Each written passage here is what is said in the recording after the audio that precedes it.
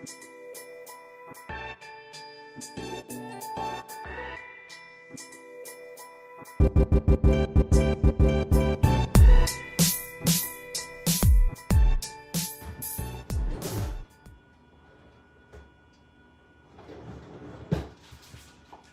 going on, guys? It's Julian. It's Tuesday, and we are going to be finishing up those French dip sandwiches and French fries. Now, if you guys saw the other two videos, I showed you guys how to make bread and then how to form it. This next step is going to be how to make French fries, even though I've showed you guys how to make French fries before, but I figure we haven't done it in a while, so it couldn't hurt to have a refresher course. So we've got some provolone over here for our steak sandwich. We've got that ribeye that we cut into smaller, thinner pieces. We've got our butter, the au jus that I made on Sunday. And just to show you guys, I've got this outstanding hoagie roll. Look how soft that is. I don't know who was saying that, you know, us mixing it was going to make it a tough dough, but watch this. Watch this spring. Whew, inflates. Those are our rolls. And then we'll actually pick those up probably in a pan first. I want to show you guys something really cool. It's going to seem weird. However, I think I still have some. If not, I won't be showing it to you. I'll walk you through what I'm talking about, but does not look like I have it in the fridge. Let me check it. If I got it, we're going to do, instead of butter or oil, we are going to do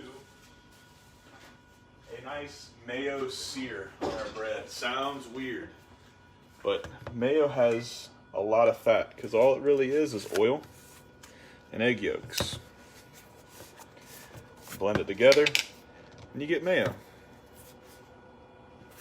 Works a great sear because there's no butter particles, there's no dairy particles left like you would with butter. And it's got a higher smoke point, which means you could get it hotter without it burning.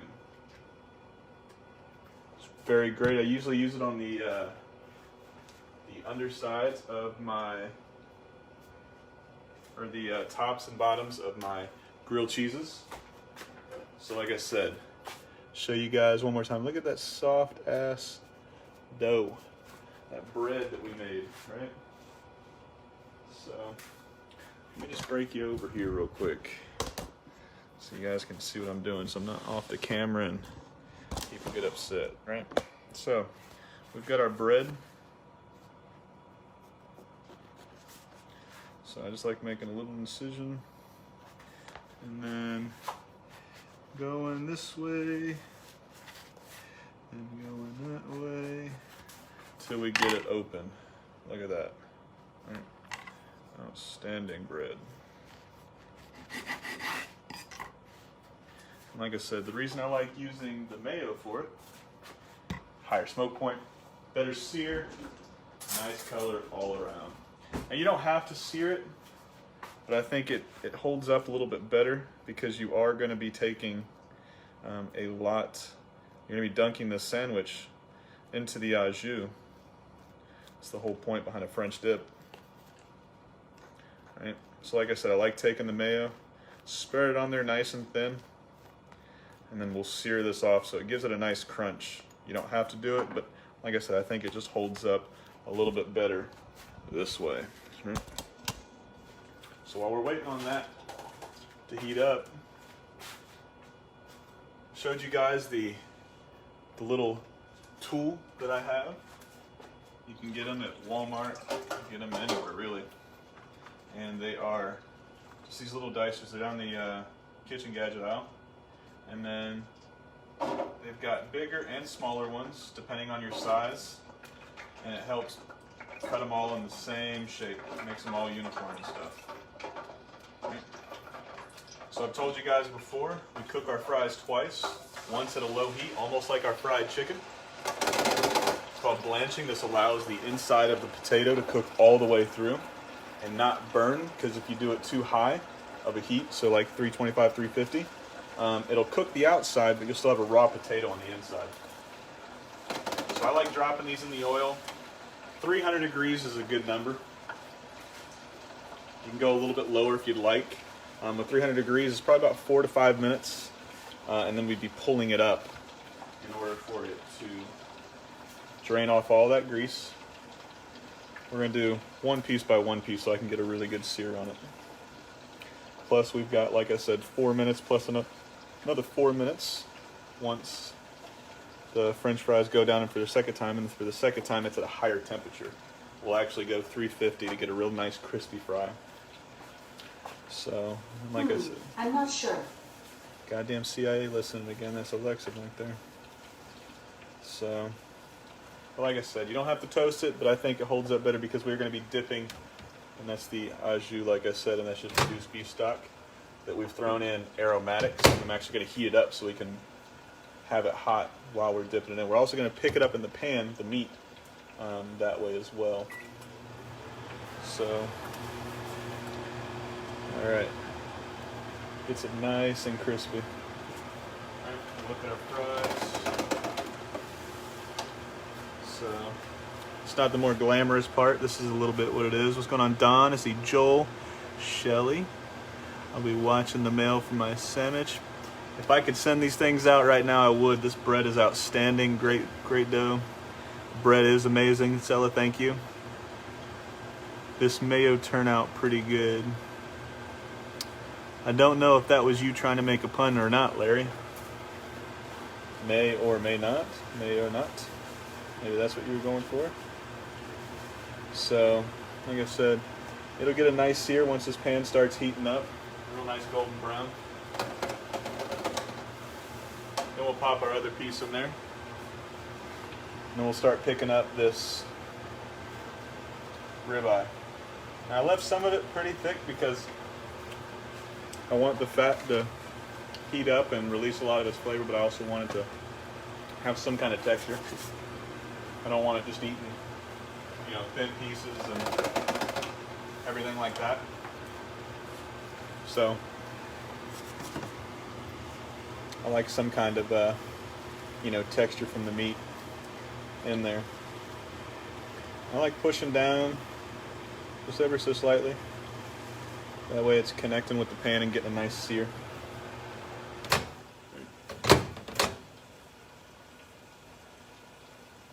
So our au jus is heated up. You can eat that just how it is, just by the broth. It's really great. So you can already start to see, it's not there yet. Starting to get that nice golden brown color, right? Works really well, like I said. You don't want to use oil, if you don't want to use butter, because like I said, butter's got a very low smoke point. And the solids, the milk fats that are in butter, burn. So it's just not as pleasurable. If you go low heat, it's fine, but like I said, when I want a nice sear with a high heat, I generally go the mayo route. So, starting to get there. Push it down a little bit more. And then we'll take this one out. Pop it on there. Now, I don't want to do a whole bunch of sear on this. It's about where I want it at. Like if I was doing a grilled cheese, it'd be a little bit differently. I'd go a lot harder of a sear. I just want something to hold up so the liquid just doesn't eat and pull all the bread away at once.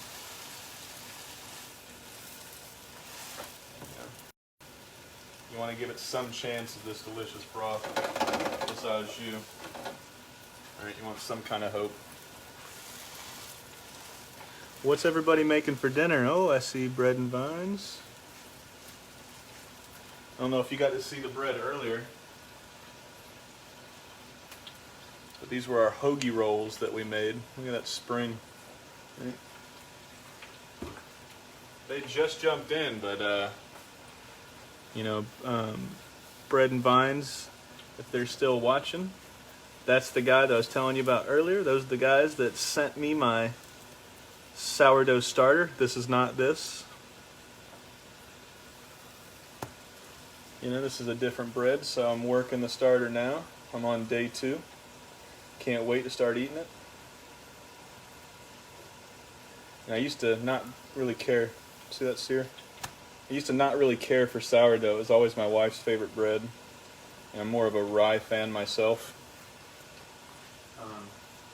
But over the years, I've really started to enjoy that style of bread. And it really is, Henry said it earlier that, making bread is an art form. And, I can't disagree at all with him whatsoever. So I've really become to appreciate the sourdough a lot more in the last few years than I ever have, and I enjoy making it. We got some provolone over here, some smoked provolone over here, just basic stuff, not very good stuff, but it goes really well with this dish. So I heat this pan back up with just a little bit of oil, not much because there is quite a bit of fat on this ribeye, which I like. So, get some pieces in there. Like I said, I left the fat bigger on some of these because I want that to render down pretty good. I want that to kind of work itself in. And we're not going to hit this with much. Right. It doesn't need much. So the only thing that we're really going to pick this up with seasoning wise is a little bit of salt, a little bit of pepper, and a little bit of oregano. Alright, so got my salt right here.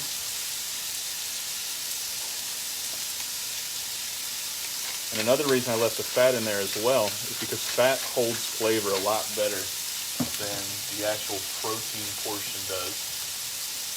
So it's going to pick up all that flavor a lot better than the meat would. And I don't know, I think I used all my oregano yesterday for those tamales, so I'm going to have to go on another spice run later this week. Check our fries. Those fries are there.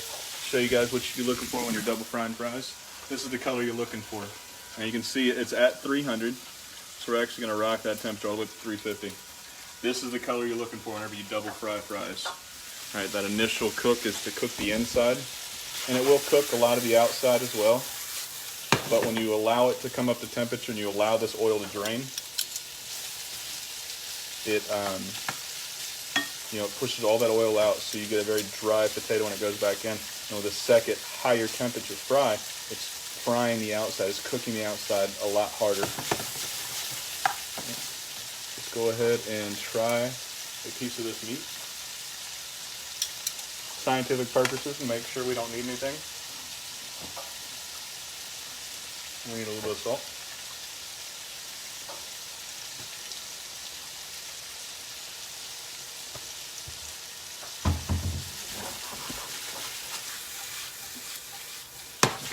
Sauce. This is the next part. I'll actually slow this down a little bit because I don't want this to be done too much earlier than the fries. So I'll give that fry another minute or two, and these are only going to take about 3 to 4 minutes. Once they've hit this stage, bring it off to the side. Get all this salt off though. All that grease. Like I said, you can start seeing most of that fat that we put in there is rendered down, and that's all that, a lot of that, liquid in there is that fat. Now, that's why I like leaving it bigger, so I can still get some of those fat chunks in there. So our oil's almost there, so go ahead and drop it. That way our fries, nice and hot and crispy when we're done. Go ahead and add a good amount of this au jus. I want it to reduce and thicken, won't do too much, but it's going to do just enough. But I want it to thicken enough where right as I add that butter, it's going to coat it really nice. technique is called nappe. That's what you're looking for to coat the back of the spoon. And then right before, that's when we'll add our butter. So I'm going to go ahead and get a nice plate so we can put this on and serve. Actually, it might be a bowl depending on how big. Yeah, we might do a bowl. It's prettier. Raise that temperature.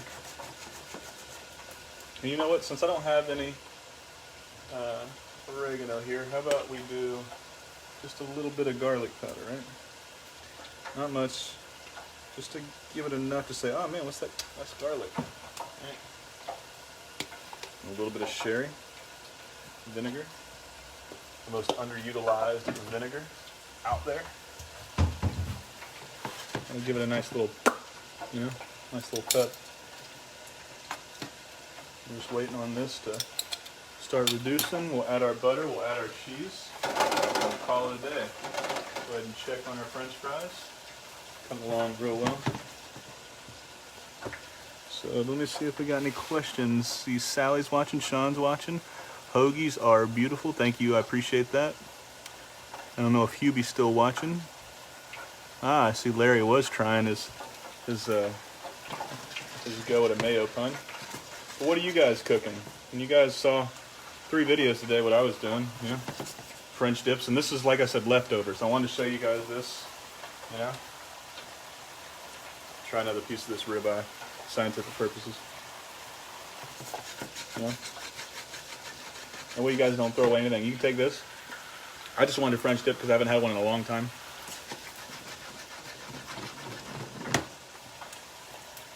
I haven't gotten a chance to get out and get one. Not very many places do it real well either. Half the time they're buying store-bought meat. I mean, all meat store-bought really, unless you're, going out and hunting yourself. But, they generally buy already made roast beef or already cooked and sliced beef. For this, they're buying store-bought or packaged au jus. They're buying store-bought rolls. So I want to show you guys what you guys can do with your leftovers. Now our French fries are almost done. I'm actually going to dunk them a 3rd time so I can let that heat come all the way up and that heat resets. We're almost done. You can start to see how thickened that sauce is starting to get, right? We're almost there. I like it where it's almost completely thick and encompassing that piece of meat, and that's when I'll add my butter. Bring it all together.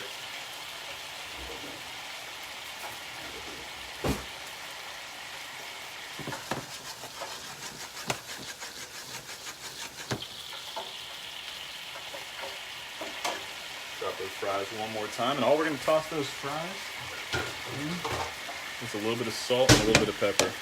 That's my go-to seasoning for French fries. Hasn't failed me yet. So our sauce is pretty much there. You kill the heat. I'm going to swirl it around. Look at that steam. Man, I wish you guys could smell that. It smells absolutely delicious.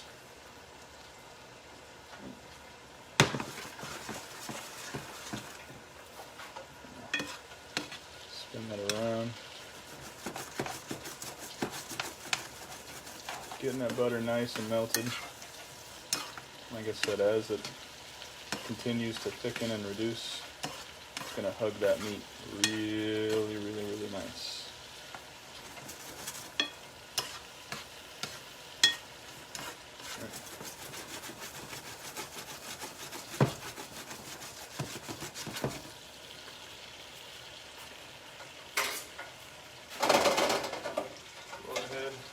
Fries are almost there.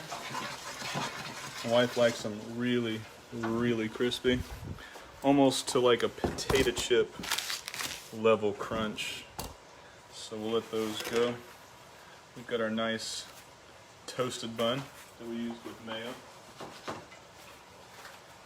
And usually I would do, flavored mayo, which is an aioli.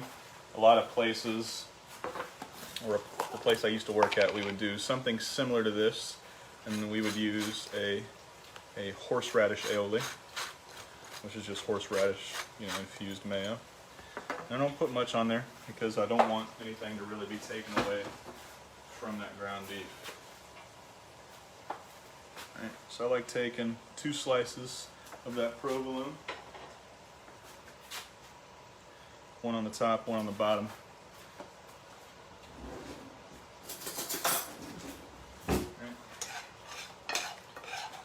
That way it can be held together real nice.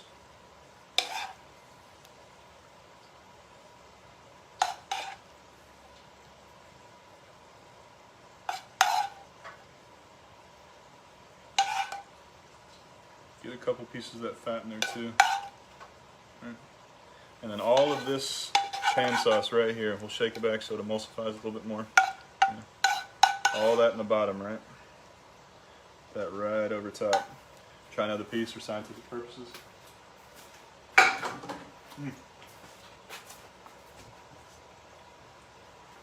So with a little bit more salt.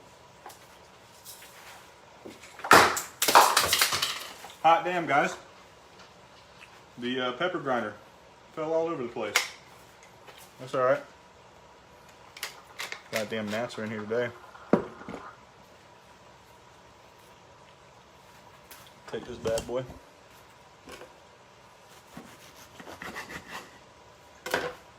Lift up the fries.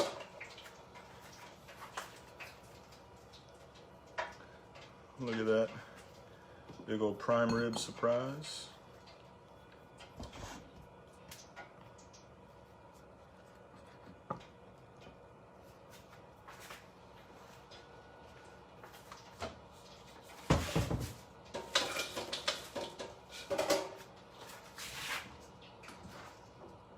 A little bit more salt.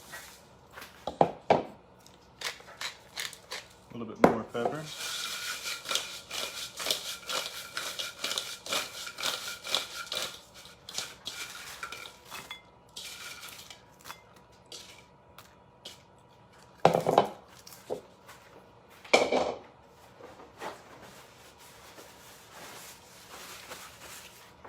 And that, my friends,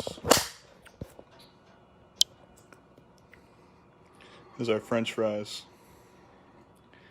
and our ribeye sandwich, our French dip. I hope you guys had just as much fun, with the exception of that mess we just made. By we, I mean I. Hopefully you guys had fun with it. Hopefully you guys saw this video, one of the 3 I did today, and thought, holy shit, man, I can make bread at home. It's so easy. It's so fun. It really was. Sounds like I'm being pessimistic about it, but making bread, real fun. Making pasta, real fun. So get out there and try it. Same shit as usual. Like, share, subscribe, follow. Sorry for hitting you guys with the lights. Let me turn this off so you guys don't have to see it. Mood lighting. Don't forget, like, share, subscribe, and follow. Come check me out tomorrow. I may or may not be on here. I got some stuff to do. I'm going to eat this sandwich before it goes cold because I'm starving. Like I said, like, share, subscribe, follow. Tell your friends, tell your family. Come back maybe tomorrow, maybe not. For sure on Friday. I gave you guys 2 days in a row. Just don't know if I'm going to do anything tomorrow yet. So, when I share this picture, it probably won't be this one because I'm going to make a prettier one with more meat on there. I'm going to make a prettier one. So share this video. Share that picture when you see it coming. Don't forget, tomorrow is the last day for our empanada versus jambalaya battle challenge, whatever you guys want to see. As of right now, sorry, picking up some stuff so I don't slip on it later. As of right now, the empanadas are winning by a substantial margin.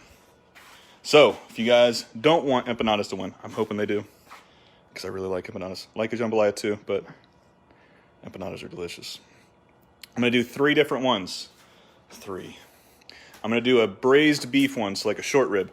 I'm going to do a pork one, it's like carnitas, because I got some of that left over.